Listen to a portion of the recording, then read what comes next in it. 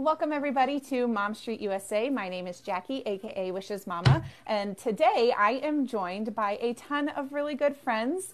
So I'm going to let them introduce themselves here in just a second. But tonight we are doing the first ever Mom Street USA Disney Roundtable discussion. So we're just going to be talking all things Disney this evening and kind of hoping to give you guys some good tips and tricks for your upcoming trips. That's the goal of this evening. So we'll just kind of go around, whoever wants to go next, and introduce yourselves, and we'll go from there. I'll go. Hi, my name's April, and I am from Texas, and I am the mom of one daughter who is 16 years old. Her name is Shelby. We've been to the parks 5 or 6 times at this point, so we've kind of broached all the age ranges with her. So. Oh well, we're Chris and Lisa. Yeah, we're from Long Island, New York. Our son's 7 or 8 years old just now. Turned 8. Just turned 8, and we've been to the park twice with him already. We're coming back in August. I grew up going to Disney pretty much every Easter from when like '86 until 1996, and went a bunch of times as like a young adult and everything like that. So, and Lisa and I actually, our friend got married in Disney back in 2010. Yeah, so that was a really cool experience. Yeah, and that was our first trip together down there. Very cool. Yeah, I first experienced Disney in my mid-20s. It wasn't something that my parents were fans of, so I didn't do it when I was younger, but I did it with friends in my 20s, and I had the best time and couldn't wait to go back. And then I met Chris, and he loved it too, and we made it happen. Yeah. Perfect. All right. Well, my name's Kat, and I grew up going to Disneyland my entire life. And then I met my husband, moved to Boston, and I was like, I can't fly out to California every weekend, so I need to find somewhere closer. So we started going to Disney World, and now here we are. No kids, also. I just have cats. They're very... I'm Becca, and I'm also from Texas.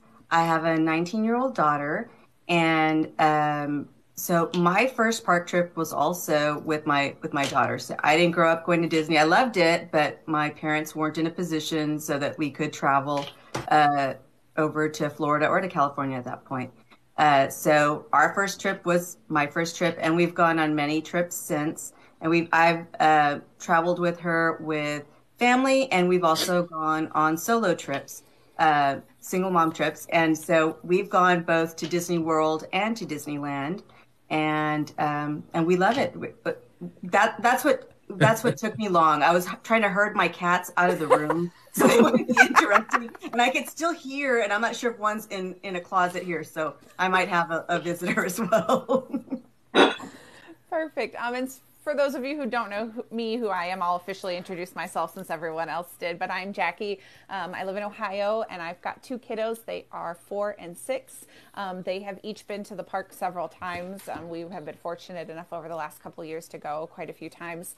So I feel like they're like little park pros in the making. So I'm excited that everyone's here this evening, and we'll just kind of jump into some questions.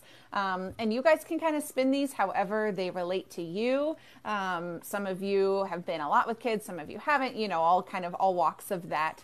So your first trip that you ever had kids around, whether they were your own kids, someone else's kids, what was that like for you guys? What type of experience was that, and how was it different from trips that maybe you guys had done that were more adults only trips? When we first went with William, I was a little worried because he never took a trip like that. And I was kind of worried that he wasn't going to be able to last and he'd be tired. And I went back and forth about getting the stroller or not. And he was a champ. He lasted longer than us in the parks. Yeah. And he just kept going. And I'm so thankful for that, because now we can continue to go and not have to worry about it and just have fun. So our first trip with Shelby was also my first trip. So I had never been to Disney before, and my in-laws took us to Disneyland for my father-in-law's retirement, and she had just turned a year old. And so she'd never been on a plane before. We had no idea what that was going to be like. It was the entire experience. But she was always a champion stroller sleeper, which was really great because it allowed us to kind of walk around with her. It was great. And so she was in the stroller. I think the funniest part of that, my husband's favorite part of that, is that every time I would get a snack, she ate it.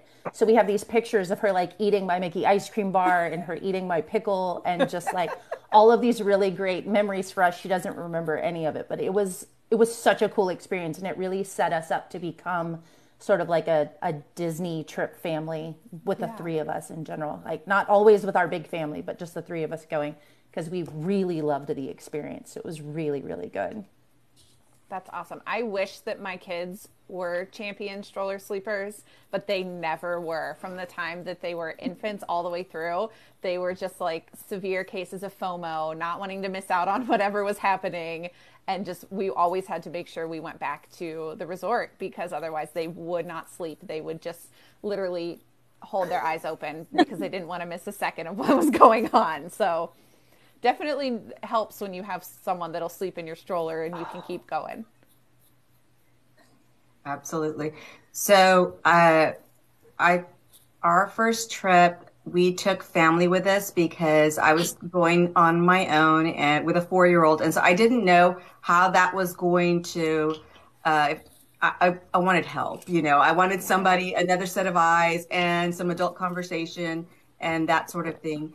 I took a stroller. I bought a foldable, portable stroller. That way I could have it in the airport. They checked it there at the gate, and then I got it as soon as we were out. She had it, and that was very helpful. I didn't have to rent a stroller. It was less expensive for me to purchase that, and I specifically looked for something that was lightweight and that would last me a bit because she was older. She was not a stroller child at that point, but I knew just from the research I had done that it was going to be an extensive amount of walking. And those of you who have heard my daughter's stories, you know that that's not her favorite thing, or climbing stairs. I told you one this week, Jackie.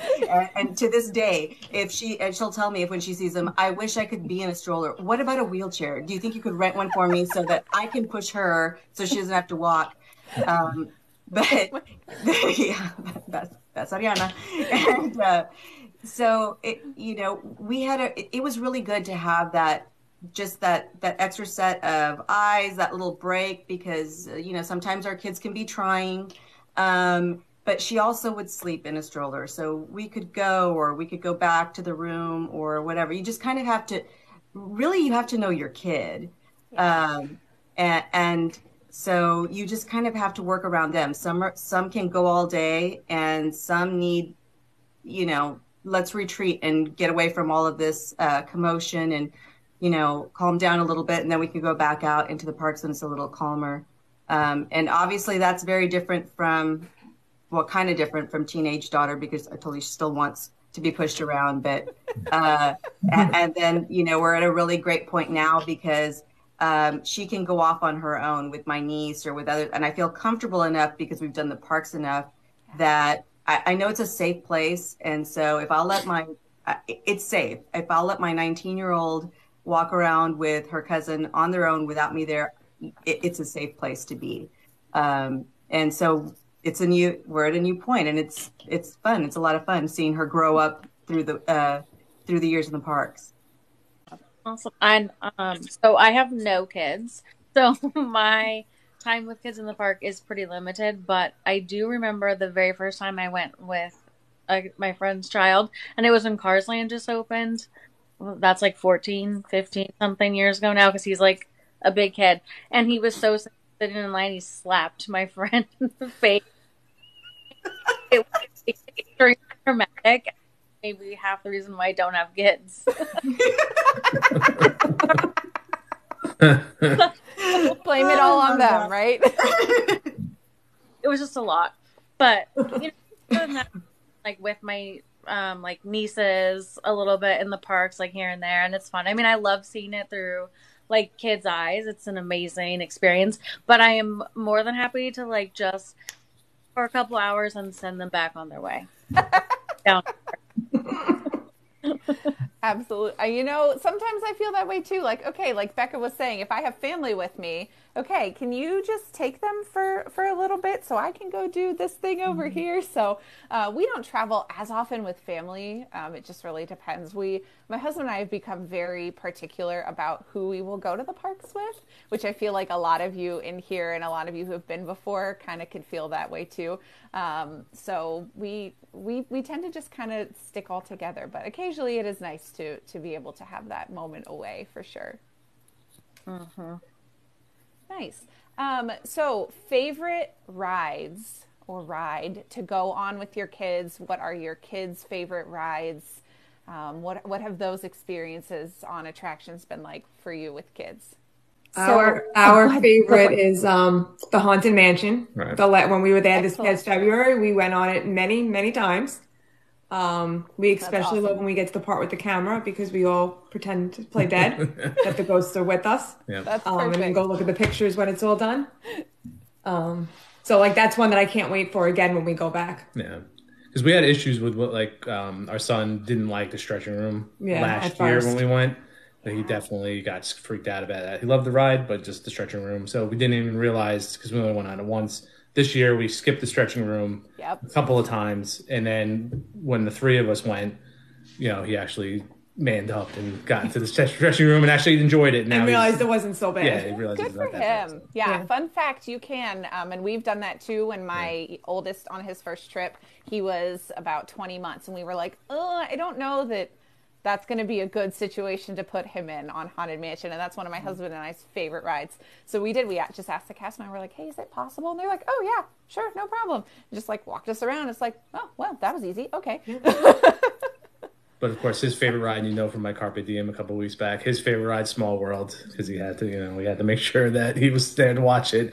But that's his favorite ride, and of course, we only got on it, I think, once the last time, but the trip before that was at least 4 times we had to throw that.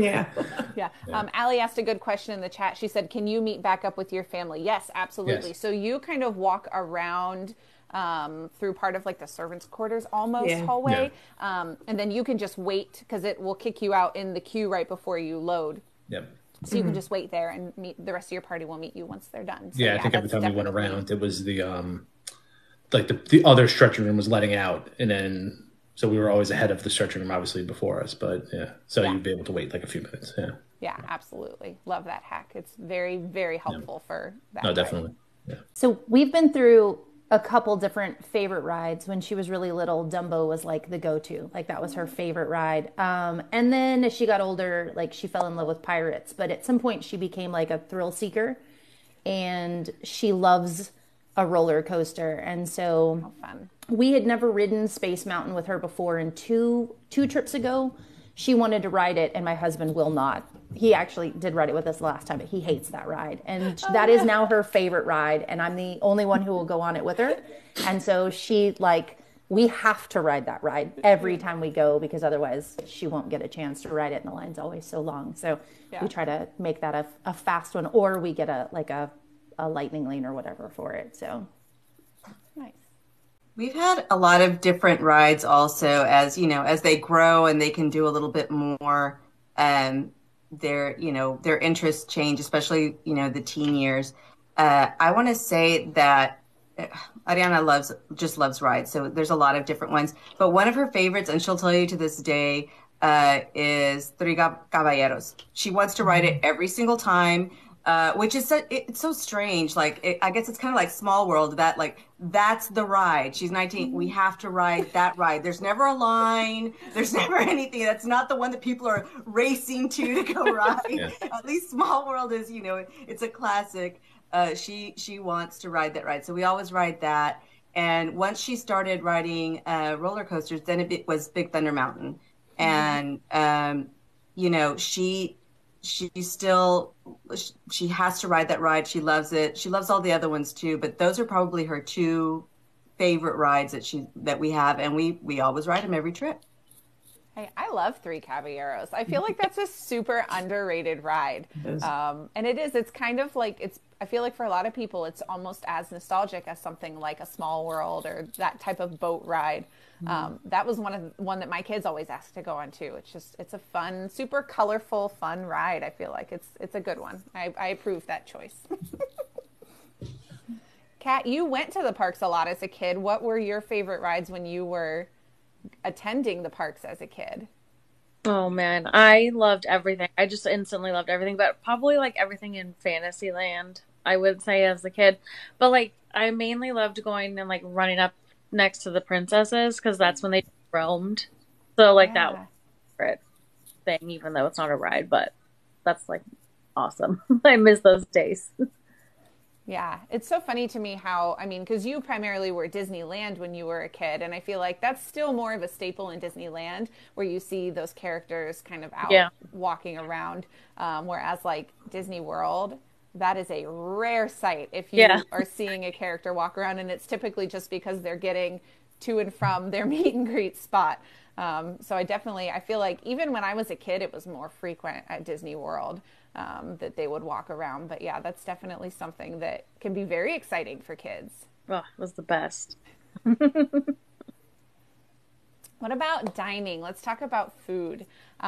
Favorite places to eat or favorite things to eat, favorite snacks. I know, April, you talked a lot about snacks earlier with your kiddo. What are some of your guys' favorite snacks, food places for your kids? So my daughter will tell you that she thinks it's only fair that when we go to Epcot that she gets to snack around the world because we tend to carefully drink around the world. We are not careless drink around the worlders. We do it very slowly. But so that is sort of the trade. So she loves when we go during the festivals and she gets to try all of the different food booths and then we try those things together. So we usually each pick one thing from the booth to try and then we share them and then kind of like Kirk does, sort of rate them and talk about them and then have some favorites.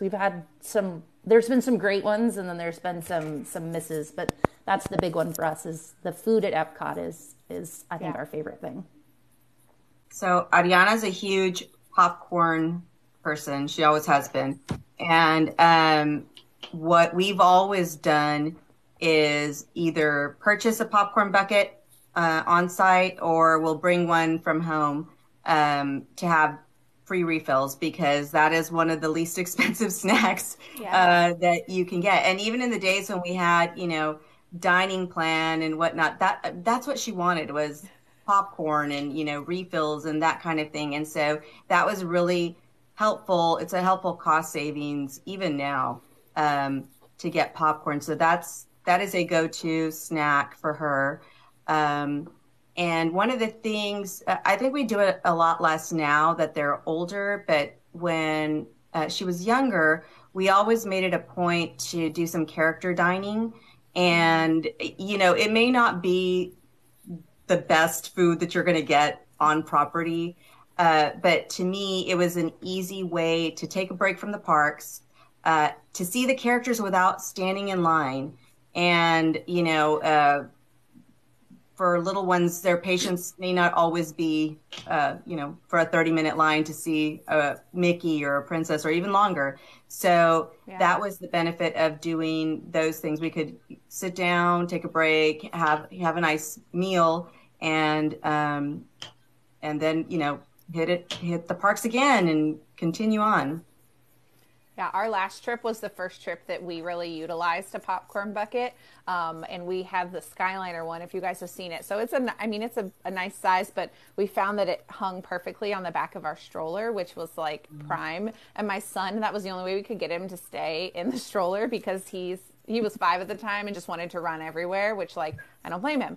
And so we would tell him like sit down, okay, and we just open the popcorn so he'd just like sit in the back of the stroller and eat the popcorn. That was the only way we could keep him in the stroller. But we also found too that we would kind of have like almost double the refills. So we would have one in our bucket and then one stashed in the bottom of the stroller in the popcorn box that they give it to you in. Yeah. That way we never had to like go frantically searching for one of the stands if we were not near one and we ran out and they were hangry. We already had one in the bottom of the stroller ready to go. So that was what we did and it worked out very, very well. Smart. We would also get refills before we leave the park or whatever last park is. We'll get a refill before heading to the room, so we'll have something there. Yeah. That's so smart. Sometimes when you get back, you're like, I either don't want to wait at the food court, I forgot to mobile order, or it's closed if you're out super, super late and you need a snack. So that is absolutely the best idea. So for me, I would say I love a Mickey pretzel, even though they're not as good as they are in Disneyland. I'm like a sucker for a Mickey pretzel. I'll eat that. Love the Edna Mo sour belts. They are so good. Those are like my other go-to snack in the park now. I keep them in my backpack. And then every resort that we're at, I make it like a custom that I have to go get a dessert from the bakery or the gift shop or whatever. So that kind of just depends on where I'm staying. Usually Boardwalk. It's usually like a key lime tart or what's the other one? The cinnamon yummy. Those are like my favorite things right now. That sounds good. I think we're making everyone in the chat hungry for popcorn and other snacks right now. Chris and Lisa, what have you and your kiddo found to be your favorite snacks? Well, William's he's a chicken tendy connoisseur. Yeah, so no matter where we go, he's getting chicken tenders. And he judges the restaurants by the quality of the chicken tenders. Yes, like he already told that. us that when we go back, he wants to eat at the restaurant inside Mexico again in the pyramid because they had the best chicken tenders. This we can't just eat there because they have good chicken tenders. But but why not, Dad? Come on. We really enjoyed Sebastian's Bistro when we stayed at the Caribbean Beach. Yeah, it was food that I wouldn't normally eat, but glad that I tried it because it was delicious. Like I would recommend that to anyone who wants to try it. No. And it was pretty well priced. Like it wasn't as expensive as you think it would have been. Yeah, that was definitely the best, like all you care to enjoy meal in property or on property, I should say. And definitely. I've heard good things. Yeah. Kat, have you been to Sebastian's? I haven't actually. I keep it's a struggle for me to go to the all you can enjoy just because I feel like I can't get my money's worth. I pick and choose, but like Ohana, I'll suck it up for. Just because I power through that food. Yeah, that totally makes sense. And I think that can be hit or miss with kids too. Like if you've got kids that are not going to really eat that much or they're real picky or they just kind of pick at food, that can definitely be something you have to take into effect, take to mind whenever you book those things. Did William do okay at that, Chris and Lisa? Did he eat pretty well? They had chicken, right? Didn't they have them? No, they had they had a kids menu. They had a kids menu, yeah. And he had his fill of mac and cheese. Yeah, so he tried I think he tried a little bit of the chicken or the steak. I can't remember. I think he tried the chicken and he liked it, but he ate the mac and cheese. Yeah.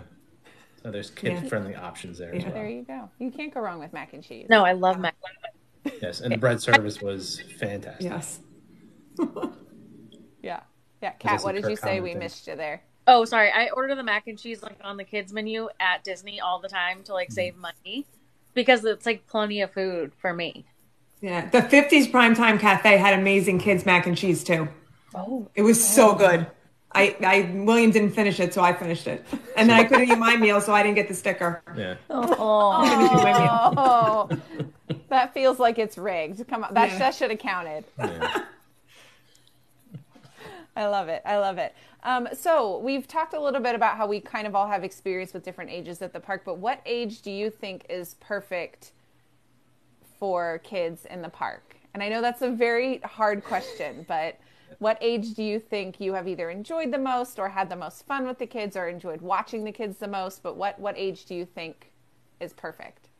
For us, I think bringing him last year when he had just turned 7 was the sweet spot, or at least for us, with him with his neurodivergent issues, and stuff like that. Because I know people like to bring kids younger, but I think he was just when he was 3, 4, and he was just starting to get with the whole ADHD stuff, and that would have been probably a nightmare to try in the park. So I think for us, we just kind of, and then COVID, there was a whole thing. So we might have tried it maybe at 5, but we feel for us it was 7 was a good was a good definitely. That's where he was allowed to try out the most things, go on the most rides. Yeah.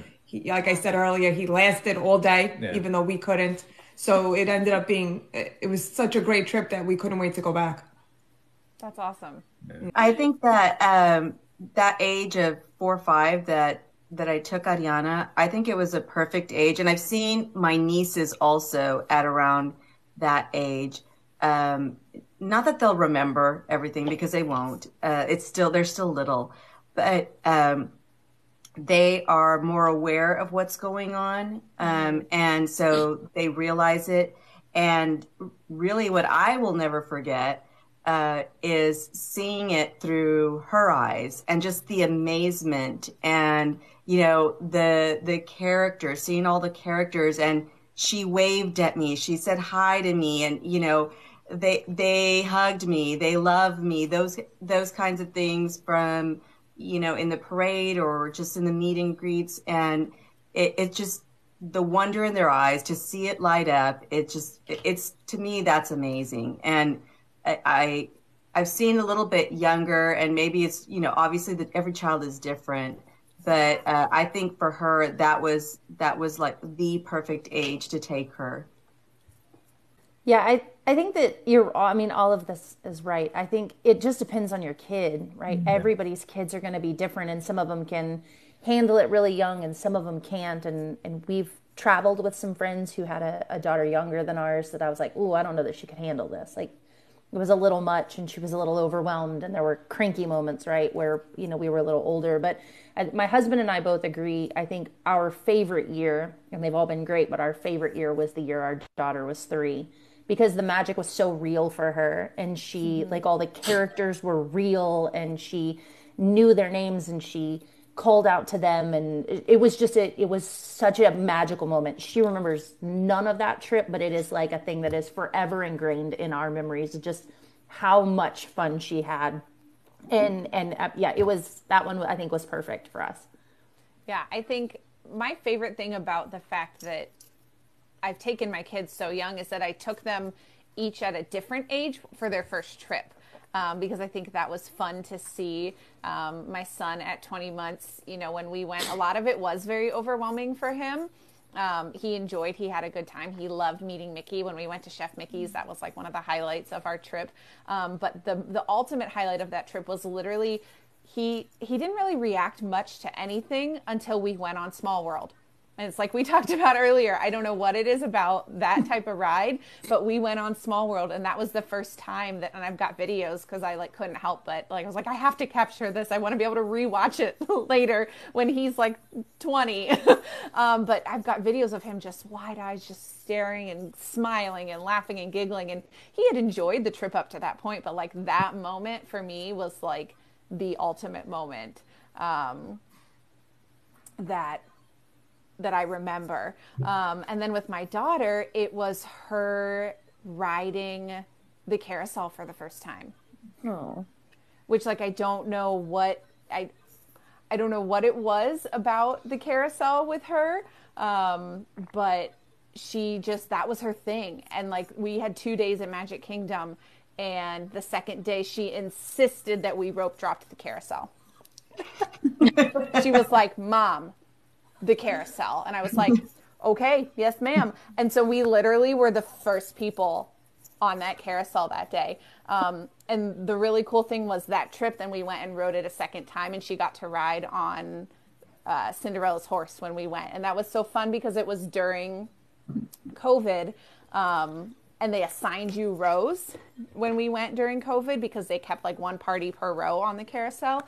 And we were waiting in line, and my husband and I are whispering oh, we really hope it would be really cool. And we got the row that had her horse in it. And so I was like, oh, that was so perfect, and no one cares except for me. It's okay. But I think that's just part of taking kids at different ages. When they're really little, you just kind of have to pick what you think they'll like, but as they get older, I think they have a lot more input. Even now, my kids being older, they have a lot more input on what they want to do whenever we go. Let's talk about any funny stories or funny experiences that you can remember from any of your trips that you've had with kids. I had to ask my husband and my daughter about this because I didn't really think of any of our travel trips being funny. Like there was the weird having to change her diaper on the airplane while we were mid-flight because they wouldn't let us go to the bathroom moment when she was one, but I didn't think that was funny. I was like, that's weird. Both of them just said it was really funny that we were delayed by more than 12 hours 2 trips ago at the airport because of storms. I was like, I don't think that was funny or interesting. We like arrived in Orlando at 4 o'clock in the morning because we didn't leave Dallas until midnight, and it was horrible. It was absolutely horrible. They both thought that was great though, so clearly our idea of what's funny or interesting is not the same. Yeah, that sounds like, I don't think I would enjoy that either, but you know. I can't really think of a funny moment per se. Like I'm sure that there are some while you're there in the moment. I know I mentioned one. The only thing one comes to mind, and it was more of a posed moment. We were leaving the parks, and I mentioned that we had, the stroller, and we had that stroller till Ariana was like 9. I want to say she was long and lanky, but her knees were up, but she didn't weigh a lot, so she still fit in there. And she was passed out in the stroller on the way back. And we were staying for that one. We stayed off property. We stayed at one of the Hiltons that's there by Disney Springs. And so the shuttle was coming to pick us up, and she was crashed there. And of course, if you're in the parking lot, you know that there are tons of wheelchairs everywhere in the parking lot. So we were waiting, and I had taken my cousin, who at the time she just graduated from college, and she hadn't been since she was an infant. So I took her and my aunt with us on that trip. And so she pulled up in the wheelchair and sat and crashed, and posed for a picture with both of them, passed out. So that was our funny moment, which my daughter didn't think was funny, but we thought was hilarious afterwards. She probably still doesn't think it's fun. Well, maybe she'll giggle at it now. But yeah, we've had a lot of great experiences and, memorable experiences. I want to say every single trip, there's always something that stands out for us. I think that Disney and the cast members, they just go above and beyond to make it so special. And so every trip is unique, and there's an amazing experience that we have from every single trip. I would, my sister is 10 years younger than me, and the first time she went, like the end of the night, she was like passed out with like her legs like this in the stroller and her arms like this, and her Mickey ears like were like this, and she's just like passed out, and we have a photo of it, and it's like one of my favorite moments, just because like she had done everything, seen the characters, everything like that, and then she was just like the child poster, like for just did everything at Disney and done. Yeah. Just completely crashed and done. Yep. Yeah, the only story I think I have, and my mom used to tell this a lot back when I was a little kid. And we went to Disneyland because part of my family was out on the West Coast, so we went to Disneyland. I think I might have been like maybe 4 or 5, and there was a ride there that I forget the name of it, but like it was like a Body Wars type thing, but it kind of was like it was an Omnimover, but it kind of like shrunk you down to like go inside the body and look around. And I remember, I think I stayed out with my dad and my mom went with my aunt or uncle or something like that. And I like freaked out because I thought my mom literally got shrunk, because it kind of like makes you feel like that, it's like an optical illusion that, the ride thing gets shrunk down and you're in the body. So apparently that was, I'm freaking out the whole time to my dad that, my mom shrunk. My mom got shrunk. So of course my whole family thought that was funny. I'm sure, I'm like 4 years old. I was terrified, but it was a funny story for everybody else. I have a similar story that my mom will tell me. I have no memory of this, but on my first trip, I think I was like 4, and we went on Great Movie Ride, and I had a very similar reaction to what you were talking about because if you remember on that ride, the cast member who's like leading your tour gets like taken by, and the bad guy takes over your little tram that you're on, and I was just beside myself, devastated that our cast member was gone, and I cried the entire middle of that ride because I thought that our cast member was like just gone forever, and then they pop up at the end and all is well, and that was it. But it took me until that point, and then I told my mom and my dad, I was like, I am never going on that again. Well, then it turns out that my best friend ended up doing her college program down in Disney and ended up as a tour guide on the Great Movie Ride. So I went on it several times while she was down there, and it was funny to think about that. But yeah, I have no memory of it, but that's like the one story that my mom will tell me from my first trip whenever I went down. My funny story with my kids actually is from this past trip. My kids like to pretend to be fearless, and they both decided they wanted to go on Guardians of the Galaxy Cosmic Rewind on our last trip. They were both tall enough. My daughter was literally barely tall enough. I think they measured her 4 times, just to which, like, I appreciate cast members, and we had warned her that if they had told her no, then the answer was no. But we ended up going on, and I sat with my son, and he requested that I do the whole, like, put your arm across their chest thing when you go on rides with your kids. And so I'm, talking to him through it, but also it's my first time experiencing the ride. I keep looking over him, and every time I'm looking over him, it's like white knuckles, and he's just the entire time, the entire ride. And that is the face he is making in our ride photo that we got, is just literally eyes closed the whole time. And so we get off the ride, and I was like, buddy, what'd you think? And he was like, that was awesome. I was like, did you see any of the ride? And he was like, no, but it was awesome. And I was like, okay, I'm glad you liked it. Maybe next time we can, just open your eyes for a little bit. But like literally the launch hit and his eyes were closed. And he was like, nope, I'm good. I loved it, but nope, I'm not opening my eyes.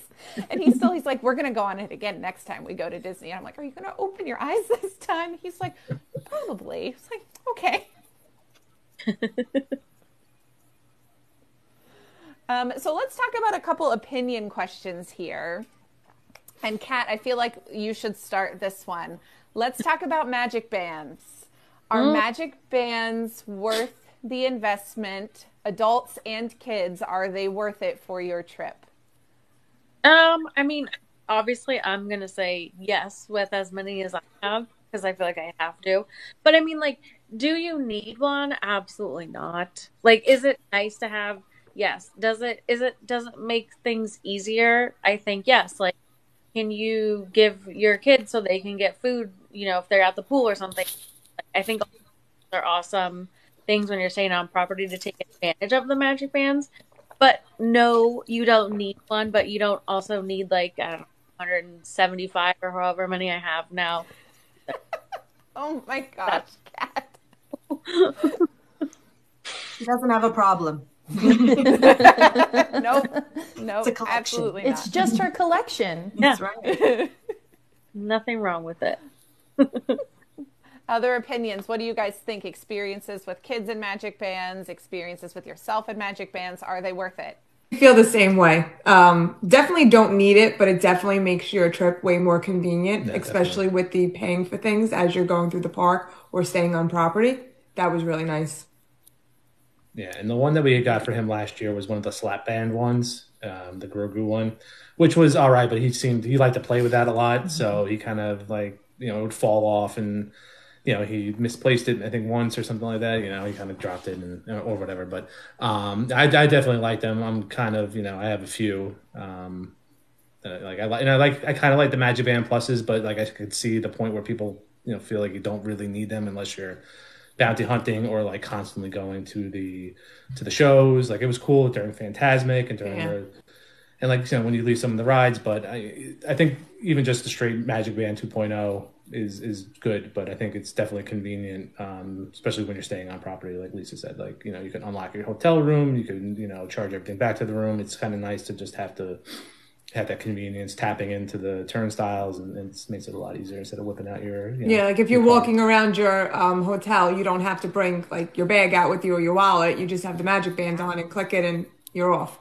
I liked that my daughter, I mean, by the time Magic Bands came around, at the Becca and I'd be on a similar place with this, right? We had already gone through paper tickets and we'd already done all the other things. And so letting your kids in some way be in charge of their own ticket and holding it and having it, there's that kind of sense of responsibility that I think was really cool.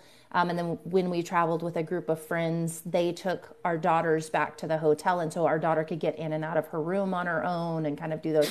So there was just like some freedom that I felt like it gave her. But I liked all the things they've done with Magic Band Plus. So with the statues and the 50th anniversary and that kind of stuff, the lights with the shows, and then bounty hunting is really cool. Like I really enjoy it. Like we stayed late at Hollywood Studios on our last trip just to bounty hunt because it's always so crowded when you're trying to do it kind of during the day. And so getting to do it at night was really cool. So I think for those reasons, but like everyone else has said, it's not really a requirement. I think it just makes things easier. Yeah, so for those of you who maybe aren't familiar with the bounty hunting that we're talking about, just want to explain that really briefly. So there's a screen in Batu in Hollywood Studios that you can go and tap your Magic Band. And in turn with the Play Disney app, you bounty hunt around the Galaxy's Edge area. And your Magic Band, it's like, we equated it in my family to like a giant game of hot and cold. So your Magic Band will light up green and red. So green if you're getting closer, red if you're getting further, and then it lights up purple once you have found your bounty that you're hunting and you use the phone to do it. So it's a big interactive game all across that area. And you can only do that if you've got the Magic Band Plus, which is a perk of having that style of Magic Band.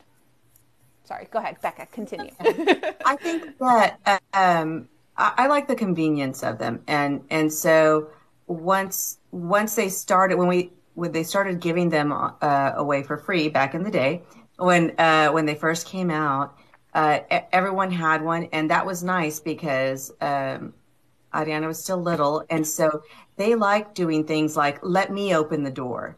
I want to tap my own ticket for the park, and giving her a paper ticket is, terrifying. And then where did I put it? And at that time too, then, your fast passes, everything was on the ticket. And so it's that, or you're getting paper and what did I do with that? And it's in the bag and it's lost. And, or at the bottom, or maybe that's just me. But so for me, it's very, no, it's not just you. Yeah, it's very convenient to have all of that, whether you have a Magic Band Plus or just the regular Magic Band. It's so much more convenient. And we did have issues also of the Magic Bands coming undone. And what I did was I purchased off of Amazon some little holders, just like you would have on a watch. And so you put that onto your Magic Band, and so it basically kind of ties it in place and it holds it in place. And mine have not come off, but Ariana's would. And maybe it was because she was playing with it or hooked it onto something, but that helped it. And so we didn't have those issues after I bought that. But I like it. I like making the 50th statues go off. I like those things, and so I'll get a Magic Band Plus for that reason because I want to see that. I want to see it light up during fireworks. That's fun. That's part of it for me. But again, it's not a necessity. It's just it's nice to have it. It's fun to have it. Mm-hmm. Yeah, that was my kids' thing too. They didn't want to wear them, but they wanted to have them. So they wanted to be able to tap into lightning lanes. They wanted to be able to watch them. They would hold them and watch them during the fireworks and those types of things. So most of the week that I had them, I would just hook them onto like my fanny pack or like my backpack strap. That way they would just run up and pull it off whenever they wanted it. And then they just bring it back to me. And it's like, okay, if this works, then we're good to go. As long as you're happy with it and we're not losing them, we're good to go. So yeah, I think it definitely is super helpful, and it's super fun for the kids if you want to invest in those Magic Band Plus for them to see the lights. And yeah, we did the bounty hunting with them and they loved it. But again, they didn't want to wear it. They just wanted to hold it out like in front of them and watch it watch it as they walked around in Galaxy's Edge. But yeah, when they weren't doing something actively with them, they were hooked to mom. So that was our deal breaker with that. It was like, nope, you cannot just carry it around in your hand. That's not going to work. If you're actually using it, we're cool, but otherwise, no.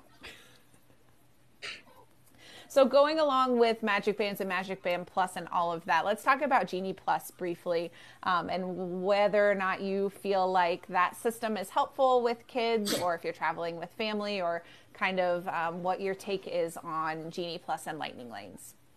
I think it is, and really it depends on most likely when you're going, right? Because there are times during the year that the wait times are manageable, 15 minutes, 20 minutes, 5. We always traveled up until recently. We always traveled during the summer because that's when we had time off. And we traveled also, we did a trip during Thanksgiving week. And we also did a trip between Christmas and New Year's, a little after New Year's. And so that trip I will tell you, the trip between Christmas and New Year's, which anyone who asks, I will say it's a one and done for me. But we wouldn't have done anything but for having, at that time it was Fast Pass. We would not have been able to get on anything. The lines were ridiculously long. And so it makes things more enjoyable. And when you have a little one, and you know that this is our return time, well, I have time to eat here. I have time to go, we can go relax, or let's go look in the store. Let's go do something to distract you while we're waiting, because I know you can't wait standing in line for 30 minutes, or which may not be long for some kids, but for my kid, it's a long time, and her attention span isn't that long. So it is a must. It's very, very helpful to have. Yeah, I would agree wholeheartedly. We are aggressive planners. My husband and I will. I mean, it's bad. I like that term, aggressive planner. Jackie, one of these days I need to show you. I need to dig it out. Our second Disney trip, the first one we planned, we printed off at like a Kinko's colored schedules, because this was before you had an app to do any of this. It's like bound and laminated, and it had all of our dining reservations. It had our flight, our hotel reservations. I mean, it was down to the day where we were going, what we were eating, what lightning lanes at the time, or what fast passes we were getting. It was crazy, because we knew from experience there's so much to do, and without a plan, you're going to miss things. And as we've done this more and more, we figured out what's important to everybody, and being able to schedule that stuff. And also navigate. People get hot and they get cranky, and people start arguing, and you can plan so much better when you can say, we know we want to ride these things. Let's go ahead and reserve our times for them. And it just, I don't know, our experience has just made the trip so much more enjoyable, because we can almost relax. We're not trying to figure out where we're going next, or what we're going to do, or if we're going to have to skip something that's important because the lines are crazy.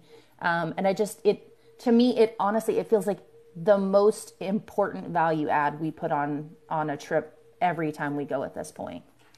Yeah, I think definitely when you're coming in, to Disney World or Disneyland, anywhere on a trip, like a family trip, this might be your only trip for like 2 or 3 years. Definitely something to invest in, I feel. And even to one step further, the individual lightning lanes for like those really e-ticket rides, like Rise of the Resistance, Flight of Passage, and I know Lemon Kirk have said it in the streams too, like, if that's something you're only going to be here like once every like 2 or 3 years, and you don't want to spend 2-3 hours waiting on lines for these rides, that, just do it, and, you'll be able to get on the ride, and you'll know when you can go on the ride, and then it's definitely worth it.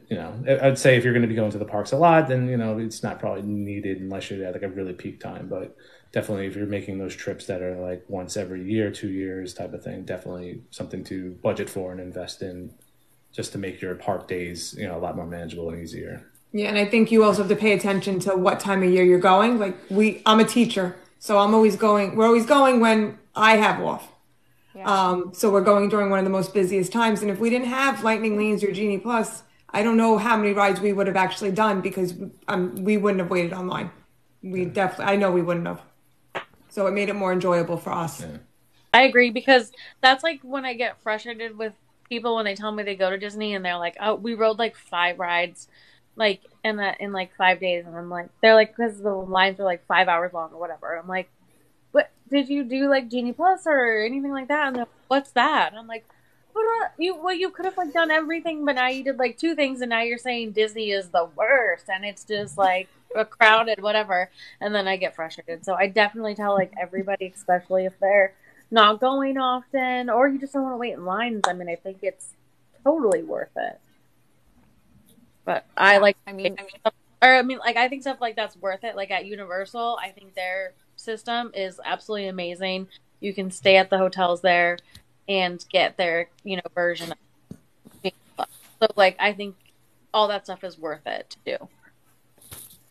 Yeah, well, you guys all know here that I'm a fan of Genie Plus, and I do a lot of working with it on the day-to-day.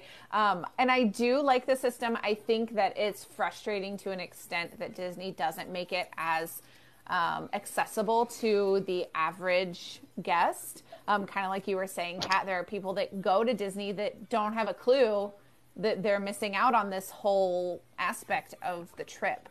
I do think there can be downsides in that respect, but I think if you're someone who likes to be an aggressive planner, like April said, and likes to, plan all of that out, it's super helpful. I do wish they would go back to allowing you to select times before your trip. That is something that I miss from, what was it, FastPass Plus, I think, was that in between the paper Fast Passes and Genie Plus, somewhere in there. I liked that aspect of it because, like April, I'm an aggressive planner, and that was so helpful for me to know, okay, if I'm going to be here at 10 o'clock and here at 1 o'clock and here at 2:30, then what can I fit in the in-between? And it kind of added to that puzzle.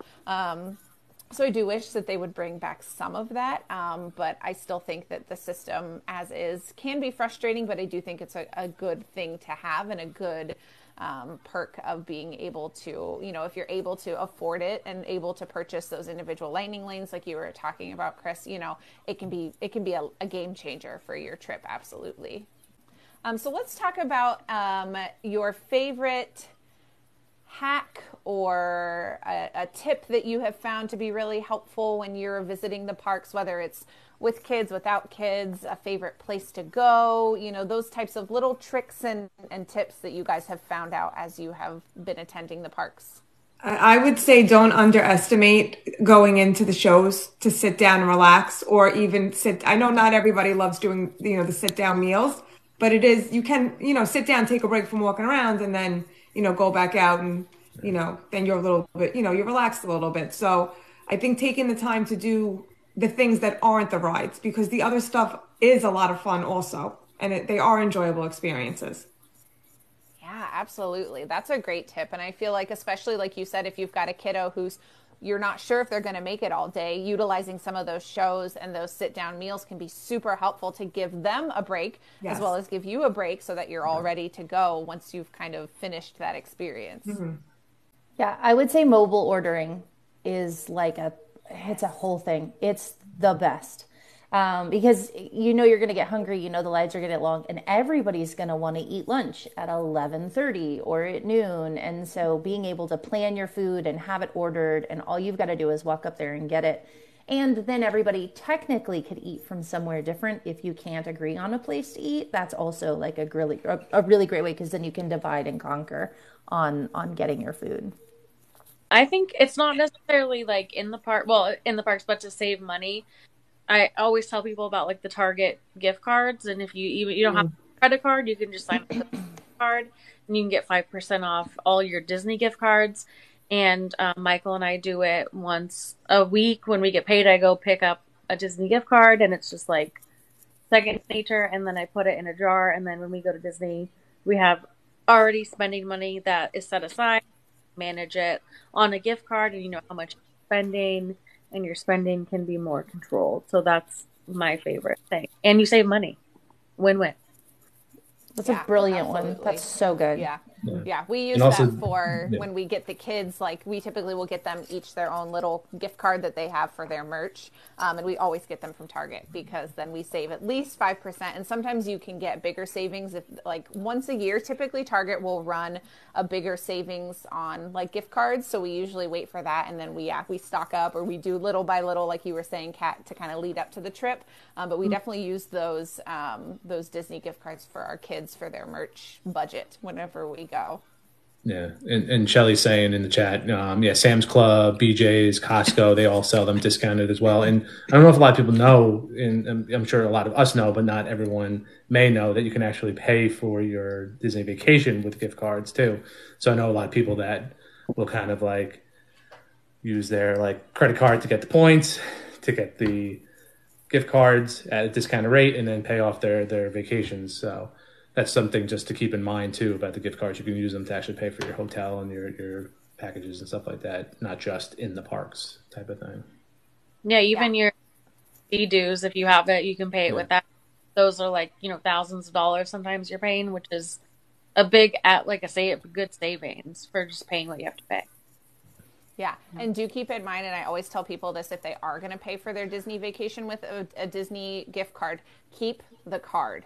Because if for any reason you have to reschedule or a better deal comes out and you cancel and rebook, they're going to refund you your amount for your trip on the card you paid it for or paid it from. So hang on to your gift card. If you don't, they typically will issue a gift card to you anyway, but like it's so much easier for the cast member and for you if you still have that gift card. And the other thing is, if you are buying them in smaller increments, kind of like Kat was talking about where she buys, one a week or whatever, you can combine them on the website. So it's, I remember if it's like disneygiftcards.com or something along the lines of that, but you can go in and type them in and combine them all into one. That way you're not having to keep track of multiple gift cards all at one time. You can put them all up on one. I can't remember. Is there a limit? Does anyone know on how much you can put on a gift card? I want to say it's 1,000. I think it's either 1,000 or 1,500. But yeah, they increased it. So did they? Okay. The Disney gift card is register it, because if you lose it in the parks, you can transfer the balance to, like, I always say, keep a backup gift card too, because then you can just transfer it. And like, I was on a live once and I dropped it and I had no idea where it was. So I got off, just transferred it really quick. I got all my money, like, and the gift card went wherever, who knows, but like, that's very reassuring because you don't want to lose your money. Yeah. The other thing that we'll do is we try to kind of, if we can, I have a Disney Visa card that I use as well for discounts. So if I can amp up my spending, my day-to-day spending in the months leading up to our trip, then I get more rewards dollars, and those all go on a Disney gift card too. So typically we will use that credit card to pay for just day-to-day things that we're already paying for. We just streamline all of that onto my Disney Visa for the time being. And then once we get that rewards gift card, it's literally free money if you have a Disney Visa. And my Disney Visa that I have has no annual fee. So they have different levels if that's something you're looking into. But then we have used that where we've gotten $100 in gift card funds that we use that to eat around the world at Food and Wine. So like we use it as like our fun spending money that we take to the parks with us. And you also get discounted on merch. So if you don't have any other discounts, if you're not an annual pass holder or a DVC member, you get a discount on merch in the parks. Any $50 purchase or more, you get, I think it's 10% off of that. So another good reason to have that, as well as thank you. Eliza just mentioned the Disney Visa also has an exclusive character experience as well that you can have. So lots of benefits for that. Sorry, this question kind of went off the rails here, but this is all really good info for people to have. So discounted gift cards and all of that, super, super helpful. I utilize all of that as well in my park trips. I guess one of the it's not necessarily a hack, but one of the things that we like to do, or one of the piece of advice would be to take advantage if you're staying on property or one of those that you receive any sort of extra magic hours. Take advantage of those because you can ride more rides. You can do more. We don't have a lot of extra magic hours at night anymore, but there's a couple of days, and it especially at I think at Disney World, a lot of people leave. A lot of people leave right after fireworks, and so if you have those extra magic hours, you can literally walk on to rides with no wait, and there's not the blaring heat out there, and you're not sweating. So you have the opportunity to do that and just get a lot more in. And we always do that. We take advantage of those hours. We have a lot of fun. And it's great. It's a great experience. It's a different experience too, to experience it at night. And on the fireworks issue, depending on you and your family, if that's not something that's important to you, or if that's something you've already seen and you don't need to see it every single day with that crowd there in front of the castle or around World Showcase, ride rides. And that's another great time if you don't have those extended hours. Ride those rides and your wait times will be less. And certain rides, one of our favorites, I mentioned Big Thunder Mountain earlier, we love to ride that during fireworks. It's great to see the fireworks going off from there. It's fun. It's a great experience. Yeah, so for any of you who maybe don't know, if you are staying on property, you automatically get a 30-minute extra early entry to the parks every morning, and that's across the board, every park regardless. And then Becca or Kat, one of you, can you talk to us about the evening hours and what that kind of looks like? Got Magic Kingdom or Epcot, and it's 3 hours, Becca, right? Yeah, so on Mondays is Epcot, and on Wednesdays is Magic Kingdom, or at least it has been. Yeah. And you get 3 extra hours, and it's for deluxe resort guests. And so Kat and I are both DVC, so if we're staying at DVC property, we still that's a deluxe resort, and so we get those hours. And one of the benefits, especially with Epcot, you get an additional virtual queue for Cosmic Rewind at 6:00. So you have the ability, if you're in that park, you can ride it. You have 3 different times that you can get on that virtual queue, and you can get on it at 7 at 1, and buy an individual lightning lane, and then ride it again at 6:00. And so I'm hopeful that they'll do the same with Tron. Once that opens up here pretty soon for after the soft opening, and so hopefully we'll get an extra virtual queue for that one as well. So, but we'll see. But you can do so much during those extra magic hours. Yeah, like all you do is pretty much when you're getting on a ride, to like how they manage it is they just scan your magic band to see where you're staying, and then they just let you on the ride. And I mean, it's a few hours, so you can do a few rides. I mean, it's just more so strategically getting to places, to the more rides you can do, but there's really no wait time at all. Yeah, absolutely. On one of our trips, huge benefit. I think I told you, Jackie, that we flew in on a Monday, and our flight was delayed and whatnot. We were heading to Epcot. And literally, we dropped off our luggage at the hotel, and we got to Epcot. And I told the girls, because it was going to be closing soon, I was like, we need to book it because we're going to go ride Remy's.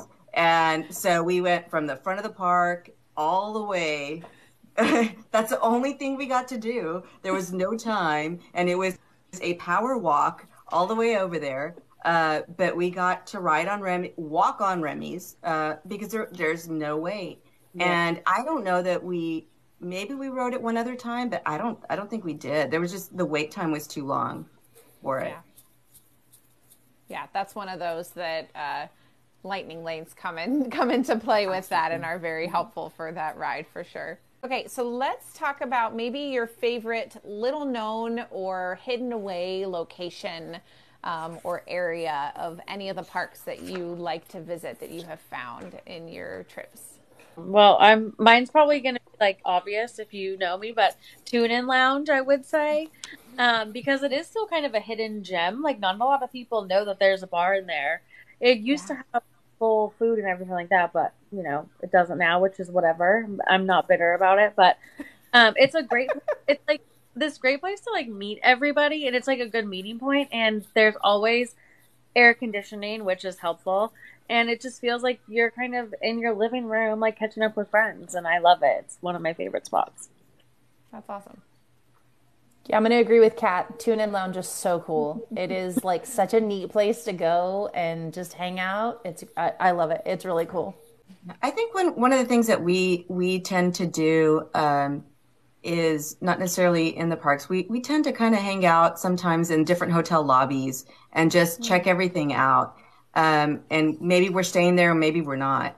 But it's you know it's different to sit in the Grand Flow and listen to the pianist playing and just see all the people walking in and out, and or go to the Poly, and just it's a completely different vibe. And the same for any of the other resorts. It's fun to kind of sit and just kind of people watch there.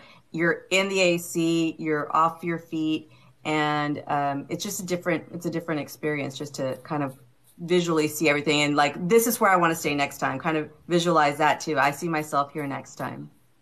Yeah. I don't think we. Not from the parks. We did this time around try to take advantage of more of the things at the Caribbean beach, and really, because they had like fun things for the kids. And we actually took advantage of the quiet pool this time, which was nice.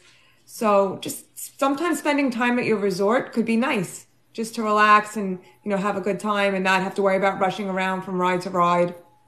So we liked spending more time at the resort this time. Eliza, DC to London in our chat got one of mine that I was going to mention. There's a tent area in Storybook Circus at Magic Kingdom that we like to frequent. That is kind of back past the souvenir shop, kind of near where the meet and greet that just came back is. And if you guys are familiar with Kirk at Walrus Carp, he's shown it on a couple of his lives. But we like to go back there. Sometimes we'll take our lunch back there because it's just so much quieter. You have a little bit of ambiance from Storybook Circus and Barnstormer and Dumbo kind of in that area. But it's just so nice. Not only that, but like I used to go back there on my adults only trips when I would go with my friends, because they had plugs that we knew we could plug our phones in if we needed to. And we knew that there were, at pre-COVID, they had like bigger kind of comfier chairs that were back there. They have more standard just like picnic tables there now, which like if you need to sit, it's a place to sit. But that's one of the places that I love. And I also love going over to Tom Sawyer Island. I think that's a fun place to go over and sit and relax if you want to, or, they have spaces where like the adults can sit while the kids kind of run around and play in like the forts and climb up and down and that kind of thing. So that's a fun place that we like to visit too. So let's move on and talk about some memorable moments. We've touched a little bit on this kind of as we've gone through this evening, but what is one or two or a couple really memorable moments that you've had in the parks with kids, without kids? I want to hear about them. My favorite all-time Disney character is Belle, and I got to meet her this trip, and I had a whole conversation with her, and I was fangirling over her. Like, Chris was taking pictures of me. Like, it's going to be something that I'm going to remember for the rest of my life. Like, it was just so exciting. I would say maybe like three quick ones is when my youngest like memory in Disneyland is like running up to Cinderella and like hugging her when I was like 4 or something. Like, I don't remember the trip, but I just remember that, and I love that moment. And then randomly at a job, someone was nice enough to invite me to Club 33, and that was like that was, I mean, obviously like a life-changing Disney fan moment. And then Michael proposed to me and at Disney in front of on the side of the castle. So like those are my top 3 quick memories. Which side of the castle, Kat? Because I also got proposed to. Left side. Like right where you go up to go onto the, like, walk through the castle, like right on there. Ah, gotcha. I was on the other side. Oh, see that?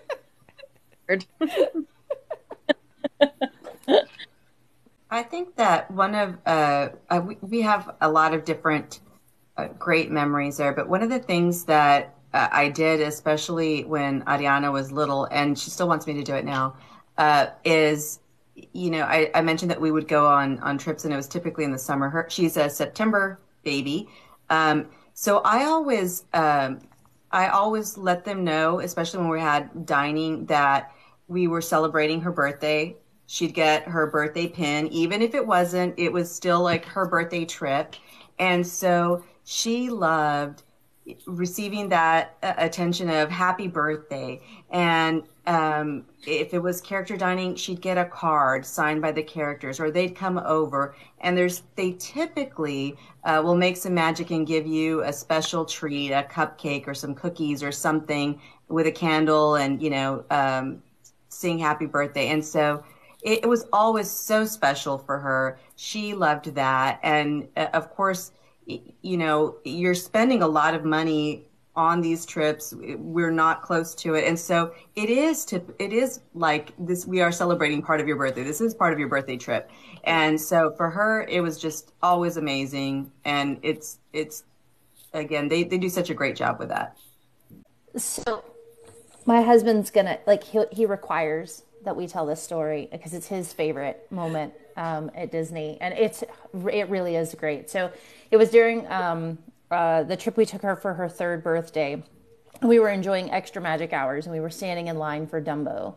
And back then it was more common, you would see a lot more characters sort of out during the extra magic hours, standing around doing meet and greet, just kind of in random. And we heard like a commotion, and we turned and looked and realized that Goofy was out. And like this line was quickly forming for Goofy. And Shelby turned and was super excited and wanted to run over there and see him. So we were like, fine, we don't Dumbo, whatever. So we got out of line and we went over there to let her see him. And then all of a sudden, she's like tugging on my husband's hand, turning away, looking, pointing, and gesturing. And he turns to look, and Pluto is standing all by himself, sort of on the other side. There's nobody anywhere near him. And she is tugging so hard. And he lets her hand go because it was close enough. He lets her hand go, and she races over to Pluto, and she's a distance away from him, and she launches herself at him, and he catches her. And I'm going to tell you, I was like literal mom tears. Like, he catches her and hugs her, and it was the cutest moment. She didn't want to leave him. But I mean, it was just this.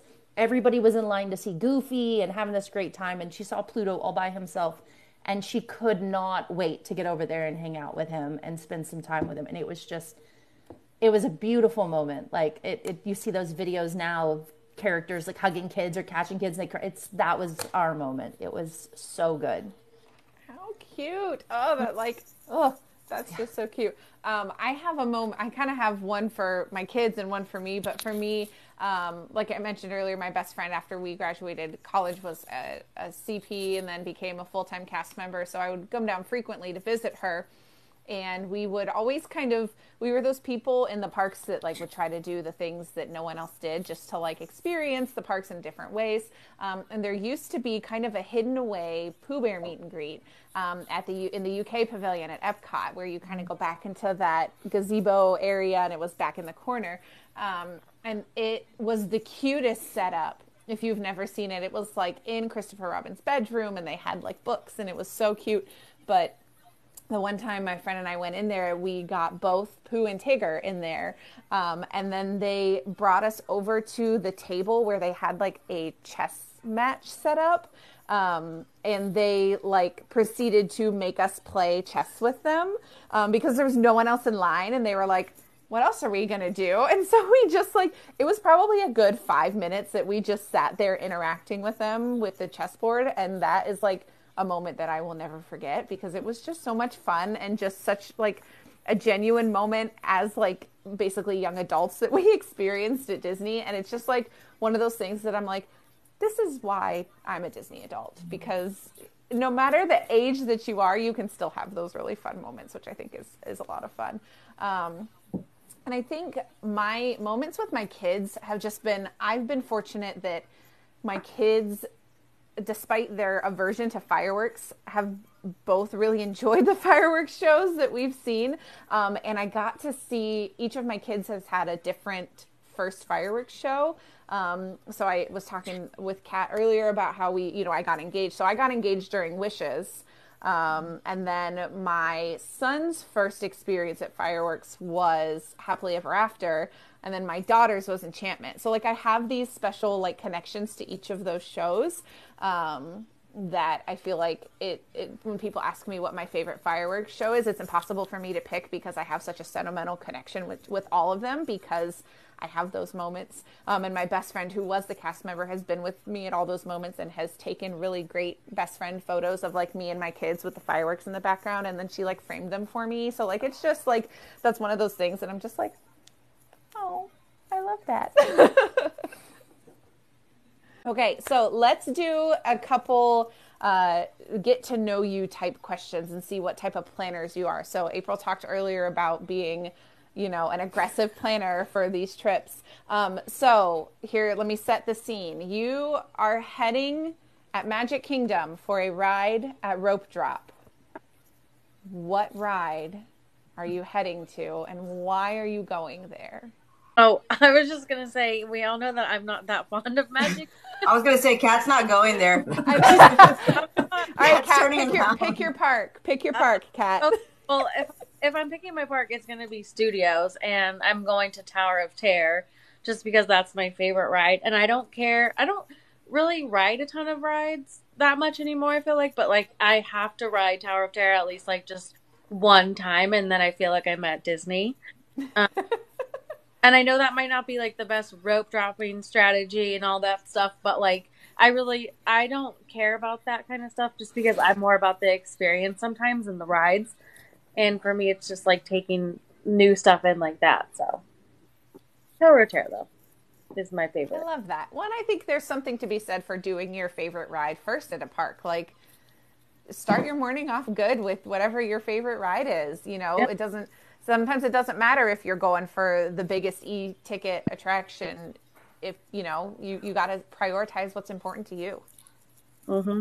I would say if we were to rope drop and we're more of like a late night crew. Yeah, we don't do late night. But I mean, I remember back in the day when me and my sister would go to Magic Kingdom when they had like the 2-hour early entry for park guests. We used to literally go and ride Space Mountain over and over and over, and we would just go and we would come out and you'd see the people lined up like waiting to come in, and we rode maybe Space Mountain like 5 or 6 times, and then we would run all the way over to the other side when that opens and get to Big Thunder Mountain, and then rode that a bunch of times. But I would say now if we were going to rope drop Magic Kingdom, I'd probably say I'd pull the move of no, not Mine Train, definitely not. I would definitely rope drop. I would just do the normal rope drop to the Frontierland and do Big Thunder Mountain. This is my number 3 ride overall at Magic Kingdom. So, because Pirates and Haunted Mansion you can get on a lot easier, but Big Thunder would be like the rope drop move. Makes sense. Because you could ride it a few times in the morning before the line starts to back up. Yeah. But everyone's getting onto Mine Train. Yeah, absolutely. So my kid would want me to say Space Mountain, but if I'm picking, then it's going to be Pirates. And I know it's really easy to get on. Like, I know it's not a problem that early in the morning, but it's like my favorite ride. And kind of like Kat was saying with Tower of Terror, which would be my ride if we were talking about Hollywood Studios. It's not a Disney trip for me until I've been on Pirates. So I'm like, that's the first thing I want to do. And then I realize like I'm here and it's great. And, I'll probably ride it 4 more times while we're there, but that's the first thing I want to do is go on that ride. We typically don't rope drop either. We're not early morning people. But the last time that I did, and I was there, I rope dropped Haunted Mansion, and I did that in October, and the lines were very long. I got on that, and then the line was a 45-minute wait once I was in line there. So, again, depending on the time of year, if maybe these rides, Pirates, Haunted Mansion, the wait times are typically lower, but they may not be. And so take it, if you want to ride your favorite ride, that's the one that you pick. Yeah, absolutely. I think if I am rope dropping at Magic Kingdom, it depends a lot on what time of year and where, what the crowds have been like. But I typically, because like Haunted Mansion is normally my number one, like Becca said, like that's the one that I want to go to first, but it's not open during early morning if I'm getting there early enough. So I'll try to hit usually like Pooh Bear and probably Little Mermaid before I go over to Haunted Mansion. So it just depends on the situation, but that's usually what I'm doing.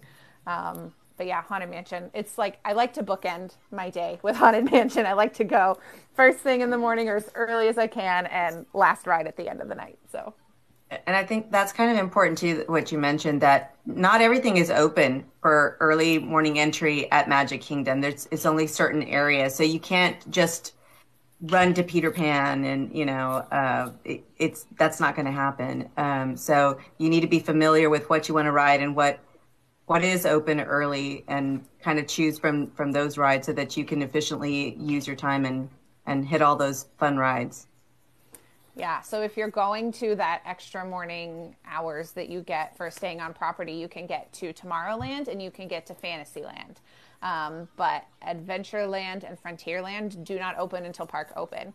So if you're staying on property, you definitely want to hit Fantasyland and Tomorrowland if you're going early. If you're staying off property, like Becca was mentioning, rope dropping Peter Pan as an off-property guest, it's just not going to happen, because by the time you get there, Peter Pan's probably going to have, at least on a very good day, a 45-minute wait. But typically it's well over an hour. So definitely paying attention to what opens when.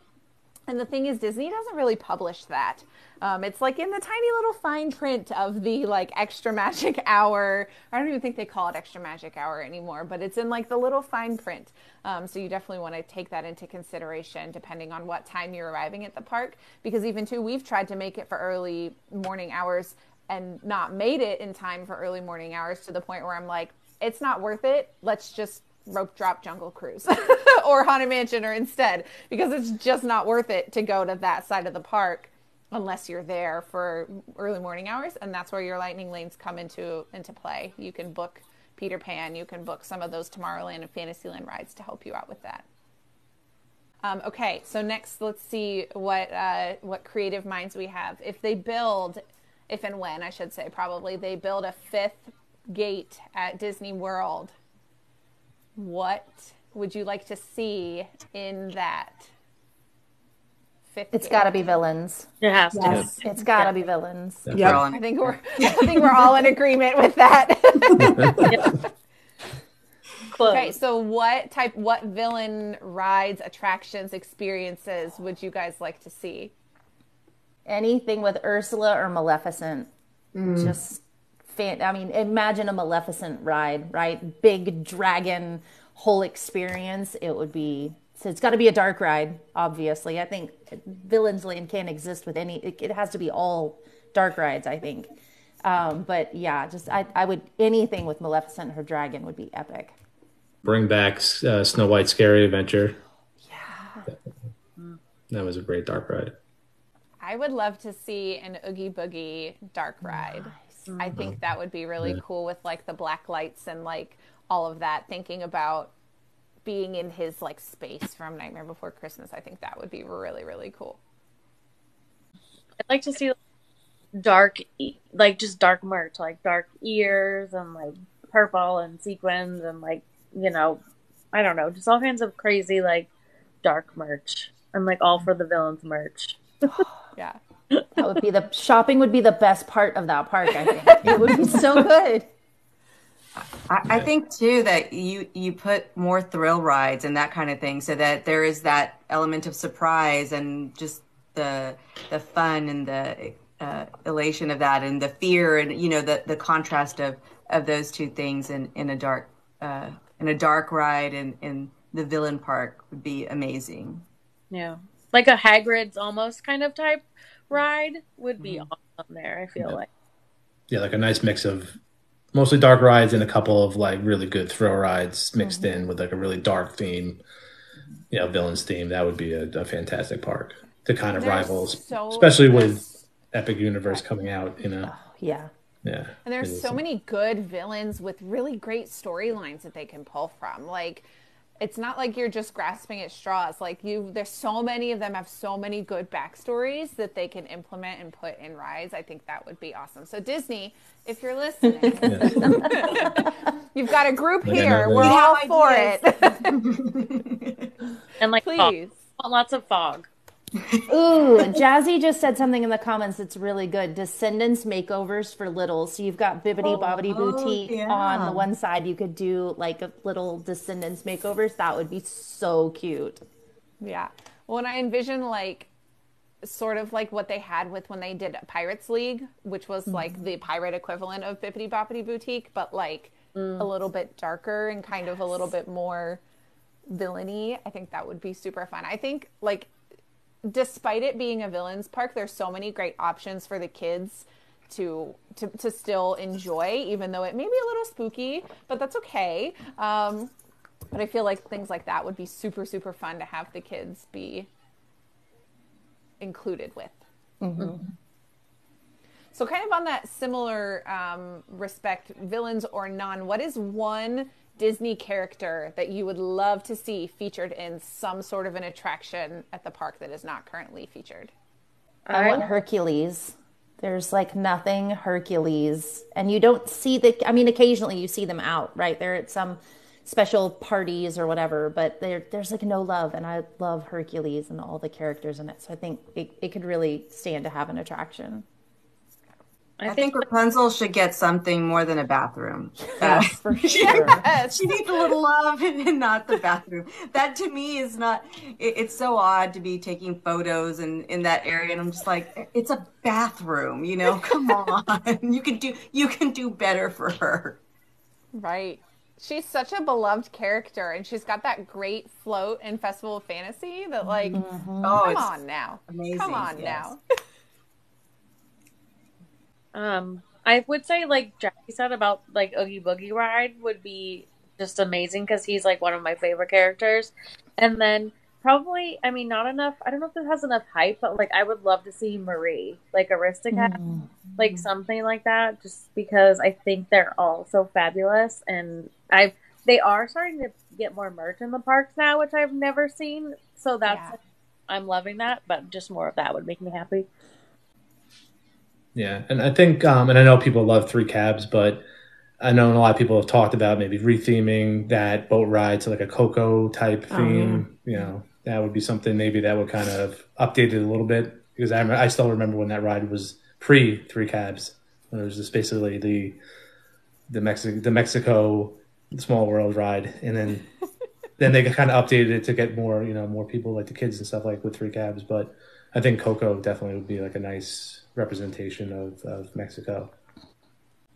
If I'm going like new school, I really want something in Kanto.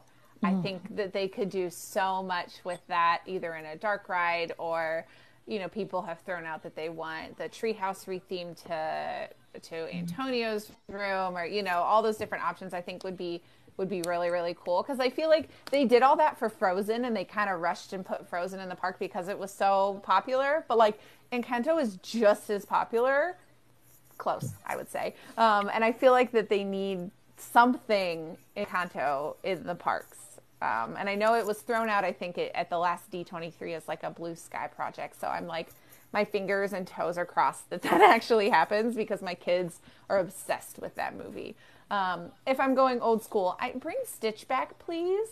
Why is his ride so? I did not. It was scary. I did not love. I know, and I did not love Stitch's Great Escape. I was scarred on that ride, just like everyone else was. But like, can I have something Stitch back, please? His merch sells out. He's a crazy popular character still. Bring my Stitch back to the parks. You can only barely see him on the Tomorrowland stage right now, and I'm just like, please, something Stitch. Yeah, I was shocked that they didn't do something for Encanto immediately. Like, because like Frozen, it was so loved so fast. Like, it was everywhere all the time. And so I really very shocked that it did not like immediately get something like, I don't know, take the treehouse and turn it into, like you said, Antonio's room or something, right? There's so many options. So I think they're missing out on that opportunity. hopefully we'll see it come soon. All right, well, we are just about to the end of our round table chat here, but I want to play just a quick little game of this or that.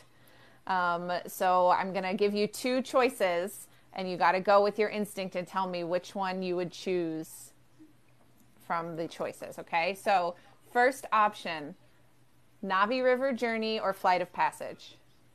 Flight of Passage. All day. Flight of Passage. Navi River Journey. Flight of Passage made me really sick. Oh no. Yep. Yeah.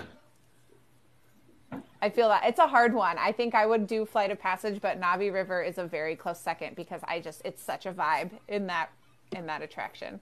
It's such a vibe. Okay. Space Mountain or Big Thunder Mountain? Big Thunder Mountain. Big Thunder.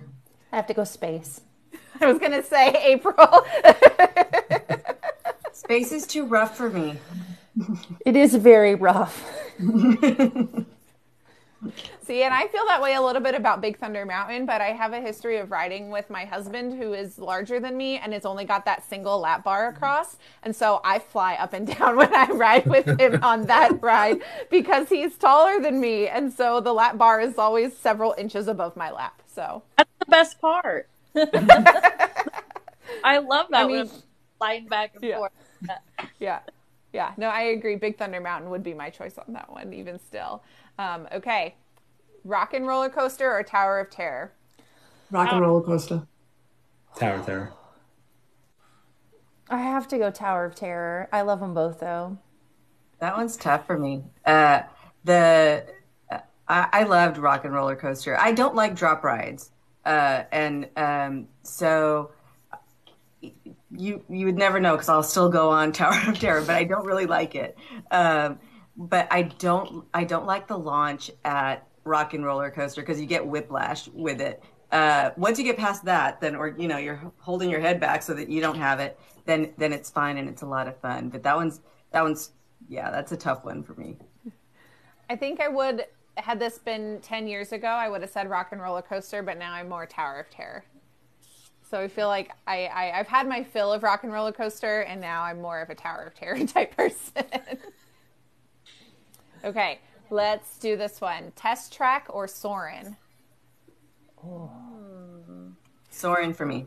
I love it. Soarin' for me too. Test Track. Test Track. Ooh, we're more split on that one. Yeah. I feel like they're so different, but they're both such great attractions. It can be hard to pick between the two, but Soarin' is one of my absolute favorites. So I like Soarin' California, that one. And ever since I've seen that one, it's harder for me to like the original one now. Because I like that one. I don't know. Yeah, it's hard. I agree because I was the same way, but I also feel like now looking back at California when I've seen it on like live streams of people who have done it, or I got getting to experience it when it was back for that brief moment, I feel like I'm like, oh, this is okay, but it's not exactly like all the hype that I remember. So it's like a little bit of both. I kind of like them almost the same. Yeah. I just want the Orange Grove scene. Bring that into ours, and we're good. Just figure out a way to put those two pieces together, and I think everyone would be happy. So good. Okay, let's talk snacks. Dole Whip or Mickey Premium Bar? Dole Whip. Dole Whip. Dole Whip. Mickey Premium Bar. Mickey Bar. Yeah, Mickey Bar. I'm a Dole Whip on that one. Yeah. That's a hard one. I was like trying to figure out good questions to ask. I was like, oh, that's a good one. Okay, so let's talk, if you're going to do a character meet and greet, Mickey and Friends or Princesses? Princess. Mickey and Friends. Mickey and Friends. I don't think you. Well, I mean, you could pick Princesses. No, I'm saying Mickey and Friends. I mean, Belle is your favorite, so. Yeah, but I like everybody. I like all the Mickey and his friends. Yeah. I love Goofy. Goofy's my favorite. Yeah. It depends on the princesses. I have to say Mickey. It's like if Ariel's there, it's Ariel all day. But if it's anybody else, I can probably pass. So I have to say Mickey. I would say Mickey and Friends for me too. I love meeting the princesses, and I always have such really great experiences, but like Mickey and Friends, just the classics. Becca, I didn't hear your answer. What did you pick? I think it's princesses. I mean, I love Mickey. He's, always been my favorite since childhood. And so I like to see him in certain outfits and that kind of thing. But if I've got to choose, I think at this point it's probably the princesses. They're you get a lot more interaction with them. They'll speak to you and that kind of thing. So that's a lot of fun. Yeah, that is a huge difference, I think, when you're looking at face characters versus fur characters and those interactions. People tend to be a lot more comfortable one way or the other, depending. So I think some people are a lot more comfortable with face characters, but others are like, no, I don't like that they can talk. And then you get the same thing vice versa with the characters that don't speak, I think, too. So I think there's a pretty big divide on that for most Disney fans. Or they can just both give you anxiety like me. Either one. Oh, God. Just wave. Just wave. And that's when you if you're like, okay, I'm gonna, surpass my anxiety and meet this character. And my thought was always like, okay, I need to have at least one talking point. As I'm standing in line waiting, like, okay, what am I gonna say? What am I gonna talk about? You got to prep it ahead of time so you have at least a little bit, so you get even if it's just a 3-second interaction before you take your photo. Yeah, agreed. That's smart. Especially with kids too. I feel like I do that a lot with my kids when we've done the couple meet and greets. It's like, okay, what are you gonna ask them about, or what are you gonna talk to them about? That way they're prepped. So that way, if they have anxiety, like you said, Kat, then you can help kind of alleviate that. Yeah. And just remind them, like, okay, we're all gonna do it together. We're all gonna, have this conversation. That is always helpful too. Mm-hmm. Okay, last one. Disney at Halloween or Disney at Christmas? Halloween. All day. I am going to have to say Christmas because I think Disneyland at Halloween is better. Okay. I would say Halloween. But yeah, both. Like Victoria's. It's a very different experience, but I think that for me personally, I think I enjoyed the entertainment more at Halloween than I did at Christmas. But it's fun. You had all the different overlays, and you got cookies, and you had as opposed to a bunch of candy. So it was fun. It was a very different experience. I just loved the parade. I loved the stage show. I'm just I like Halloween, so I enjoyed that. Yeah, I think my choice is Halloween. It's a really hard choice because I'm a Christmas girl through and through. I love Christmas time. But there's just something about being in Magic Kingdom during the evening hours at that Halloween party that is just so magical. We did, Not So Scary with our kids this last October, and it was so much fun. Oh my gosh. And I think that sways me. Now, if I ever actually get to do Disney at Christmas, I may change my mind. But for now, Halloween.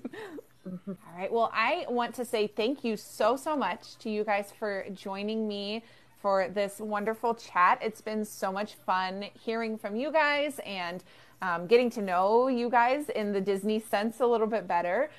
So thank you for participating in our first Mom Street USA Disney Roundtable. And I hope you enjoyed it, and I hope to have you guys back sometime again. No, definitely. Yeah, thanks for having us. Thank you. Absolutely. So if you missed out on any of the chat that we had this evening, this episode will be available on our YouTube and on our podcast. So if you missed anything or want to go back and refer back to anything, that will be available here in the next couple days. Kate has just gotten home in the last several hours from her trip, so we will work together to get that podcast up, but the YouTube for sure will be available here in the next couple of days. So again, like I said, thank you so much for joining us for this evening's episode of Mom Street USA, and I hope you all have a great evening.